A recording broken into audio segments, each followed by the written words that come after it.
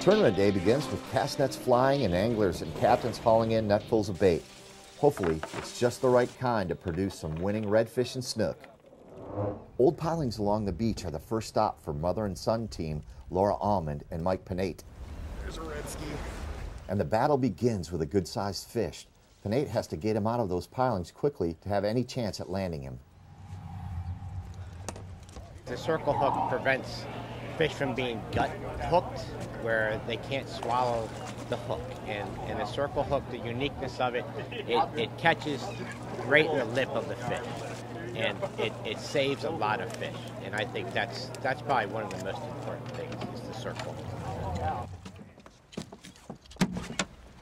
First fish of the day, not too bad. Not as big as I'd like to see, but it'll get us on the board. A 30-inch redfish on the books. A gentle release. There he goes. And this family team gets right back to work.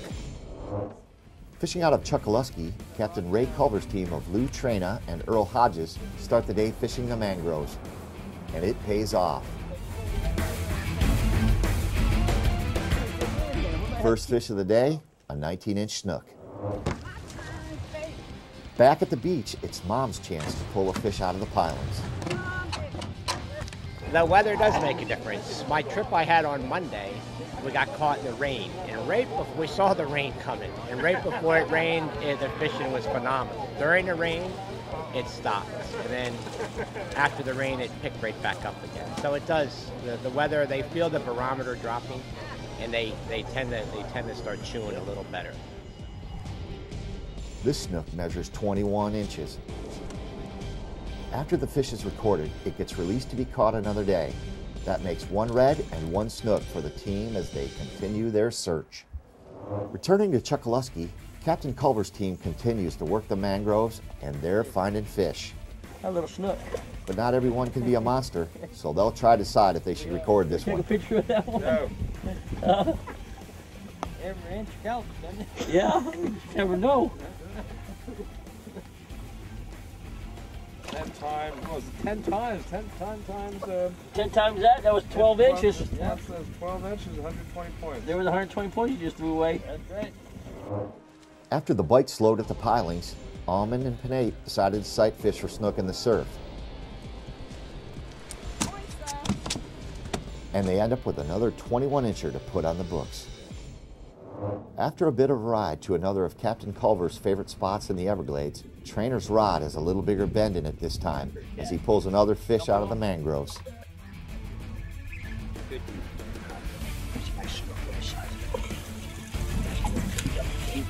Oh, nice one.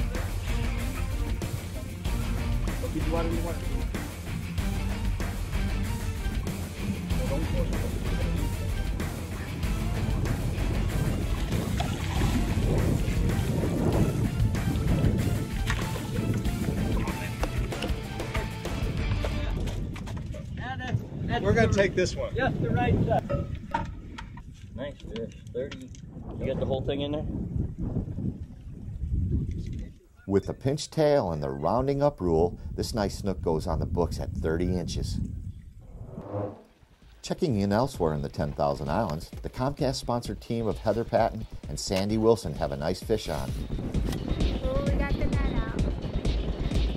That's a good thing. Captain Chris DeWitt has found the ladies a very nice snook. Wow! Wow! Very good.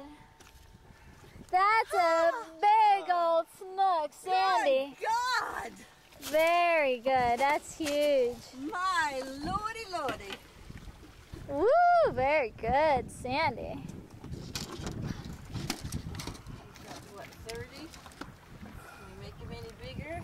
It'd be 31 because he's over 30. With the rounding up rule, this snook is 31 inches. Oh! Got hit now. Later in the morning, Almond and Panate head back to the pilings for what turns out to be a very persistent fish.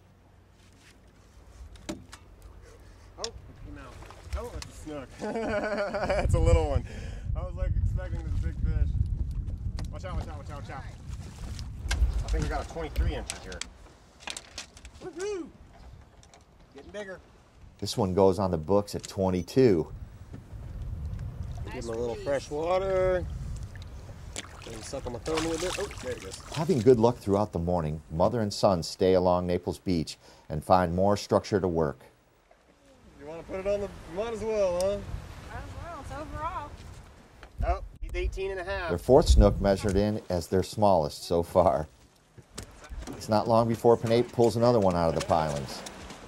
You can just lay your hand on the side like that, and he'll just lay over your hand and sleep. All right, he's still kind of green, so I gotta keep a good handle on him. Here's the tail. 22 and a half. Having run out of the pilings, they move on to some rocks along the beach and catch one last snook before it's time to head back to the docks. This one hits the books at 19 inches. Heading back in Gordon's Pass to an official check-in station, foul weather let us know it was really time to stop fishing and time to plan tomorrow's strategy for the Red Snook Fishing Tournament.